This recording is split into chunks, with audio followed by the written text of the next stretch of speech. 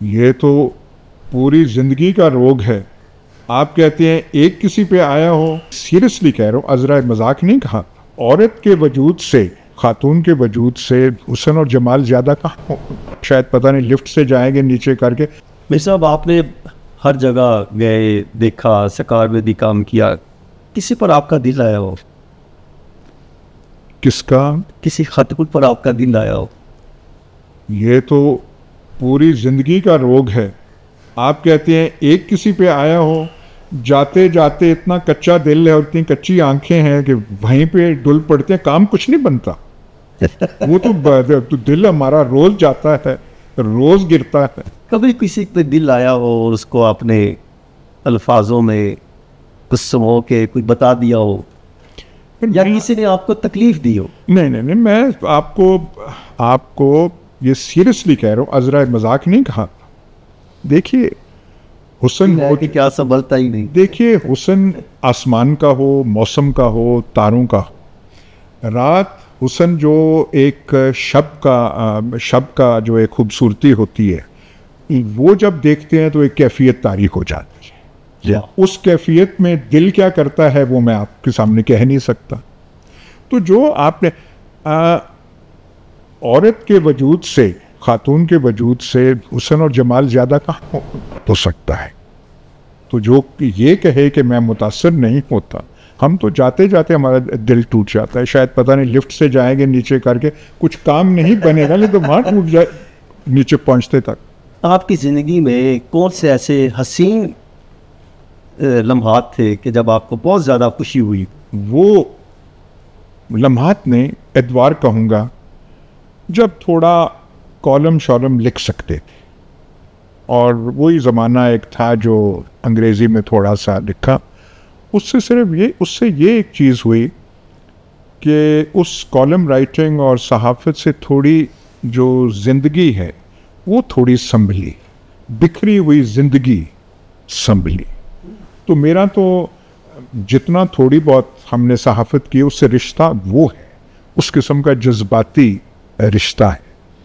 लेकिन अब जब एक उम्र पे हम पहुँचे हैं, अब दिल कुड़ता है हालात देखकर, क्योंकि हम जब जवान थे और बड़े हो रहे थे तो उम्मीद बहुत थी कि ये मुल्क ऐसे होगा और ऐसे होगा, और जो यहाँ पे है जो सारे लोग वो समझेंगे नहीं, ये बहुत खूबसूरत मुल्क हुआ करता था, ये कोई ख्वाब की बात नहीं है। लाहौर में इतनी खूबसूरती थी, इतनी यहाँ पे चीज़ें। कुछ अर्सा पहले से आपने लिखा कि लाहौर माल रोड पर महफूज तरीन मकाम पर, आगे आप बात समझ गए। वो क्या था, उसके पीछे कहानी क्या थी?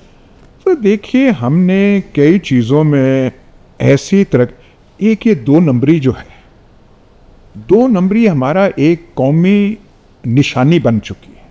हमने एक चीज़ करनी है तो जब तक टेढ़े रास्ते पे नहीं चलना और जब तक 2 नंबरी नहीं करनी तो मन को करार नहीं आना। पाकिस्तानी मीडिया में जो सियासी बहस है उसको आप किस नज़रिए से देखते? इसका कोई लेवल नहीं रहा, मेयार कुछ नहीं रहा, बहुत गिर चुका है। अब हमें पता ही नहीं हमने क्या चीज़ डिस्कस करनी। कुछ तो इत्तफाक़ राय हो ना कि हमने करना क्या इस मुल्क के साथ। देखिए बिस्मार्क से पहले, यूनिफिकेशन ऑफ जर्मनी से पहले जर्मनी बिखरा हुआ था, लेकिन तमाम सोचने वाले लोग कहते थे कि जर्मनी को यूनाइट होना चाहिए। पाकिस्तान को क्या होना चाहिए, कोई बताए तो सही ना। हमें आपने कितनी बार मुसलमान बनाना है?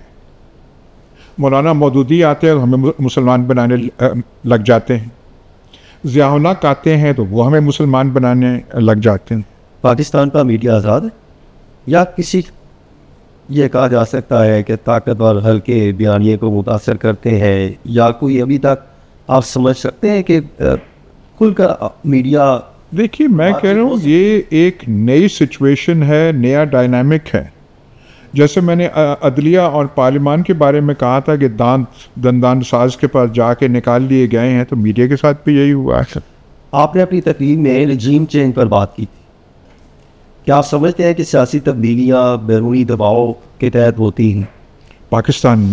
पाकिस्तान में क्योंकि जितना हम में एतमाद अपने पे होना चाहिए इतना नहीं है।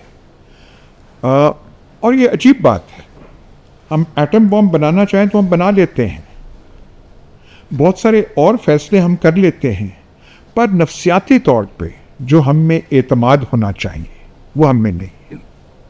सहाफत को सियासी जमातों से जोड़ा जाता है, आपके ख्याल में सहाफ़ियों को गैर जानबदार रहने के लिए क्या करना चाहिए? अब तो गैर जानबदार सहाफ़त रह ही नहीं गई। अब मैं ये नहीं कहना चाहता, वो तो हम कहते हैं जी हमारे वक्तों में ये था, हमारे वक्तों में ये था, पर म्यार गिर भी चुका है, लेकिन सहाफ़त का अंदाज़ भी बदल चुका है। देखिए ये सोशल मीडिया जो है ये बिल्कुल नई चीज़ है। जैसे टेलीविज़न आया तो उसने पुराने अखबारात को इफ़ेक्ट किया, ये अब सोशल मीडिया आया, इसने हर चीज़ को इफ़ेक्ट कर दिया है। लेकिन सोशल मीडिया पर तो हमेशा पाबंदियाँ हैं, और दूसरी जानिब एक्स पर तो बिल्कुल पाबंदी है। एक्स पर, ट्विटर पर जो पहले ट्वीट, अब एक्स पर तो मुकम्मल तौर पर पाबंदी है।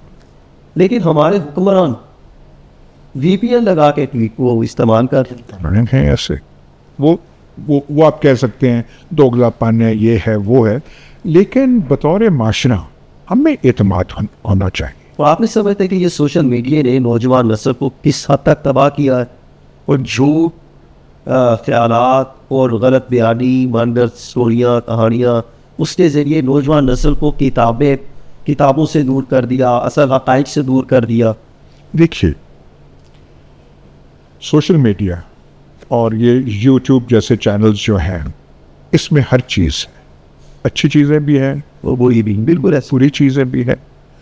अब कई चीज़ें आती हैं, आप जो नई चीज़ें आती हैं जैसे आर्टिफिशियल इंटेलिजेंस, आप इसके भी नुकसानात हैं, लेकिन ऐसी चीज़ों को आप रोक नहीं सकते। जब बिजली की इजाद हुई थी तो फिर वो फैलती गई, तो आप इसको लें। जो सिविलाइज्ड और मैच्योर माशरे होते हैं वो चीज़ों को ख़त्म नहीं करते, वो चीज़ों को रेगुलेट करते हैं। जैसे वो आपने वो बात की 2 नंबरी की जो हम बात कर रहे थे जी, ये चीज़ें ख़त्म नहीं होती, पर जो सेंसिबल माशरे हैं वो इनको थोड़ा चैनलाइज करते हैं। तो ये जो सोशल मीडिया है इसमें हर चीज़ है, इसमें पोर्नोग्राफी है, वो जिसे डार्क वेब कहते हैं, हम तो कभी गए नहीं उसमें, वो भी है, लेकिन क्या क्या चीज़ नहीं है। मुझे मौसीकी से बहुत लगाव है, हमें तो कुछ मिलती नहीं थी चीज़। किसको ज़्यादा पसंद करते हो? वेस्टर्न क्लासिकल भी, हिंदुस्तानी क्लासिकल भी, पुराने जो लेट 40s और सैगल साहब के ज़माने के, रफ़ी साहब, लता। सबसे ज़्यादा मिर्ज़ा साहब आपको कब मौसीकी सुनने का मज़ा आता है? जब मैं दोपहर को सो रहा हूँ तो मैं ऑन कर देता हूँ, फिर सो जाता हूँ। गाड़ी में हूँ तो ऑन करके सो जाता हूँ, तो वो बस सबकॉन्शियसनेस में वो बस होता रहता है। अगर आप नवाज शरीफ, जरदारी और इमरान खान से सवाल करें तो क्या करेंगे, और आप इन तीनों की सबसे बड़ी गलती क्या समझ? सो देखिए, मैं आपसे बगैर किसी को उठाने की कोशिश में आप गहरी गुफ्तगू शहबाज शरीफ, नवाज शरीफ, आसिफ अली जरदारी से कर ही नहीं सकते। ये मैं बड़ा सीरियसली कह रहा हूँ। एक जो है डीप कॉन्वर्सेशन जी, पाकिस्तान की तारीख के बारे में, पाकिस्तान के प्रॉब्लम्स के बारे में, आप नवाज शरीफ, शहबाज शरीफ से बिल्कुल नहीं कर सकते। नवाज शरीफ और मैं आपसे, शहबाज शरीफ की जो कंसंट्रेशन है वो तो 2-2.5 मिनट रहती है। आप बात कर रहे होंगे तो एकदम वो देख लेंगे, उसको तो बंद करो ज़रा, खिड़की में तो बंद करो, ऐसे तो चलो। आप अपना भाषण देने तैयारी आप कर रहे हैं, उनका ध्यान वहाँ पे चला जाएगा। ये तो सेक्रेटेरिएट में मीटिंग्स होती थी। शहबाज शरीफ वो जो कॉन्सेंट्रेटेड एक वो चीज़ है वो नहीं। जरदारी साहब से बिल्कुल नहीं हो सकती गुफ्तगू, वो बस ऐसे हंसी मजाक टोके। इमरान खान से भी वो जो आप कहते हैं ना कि एक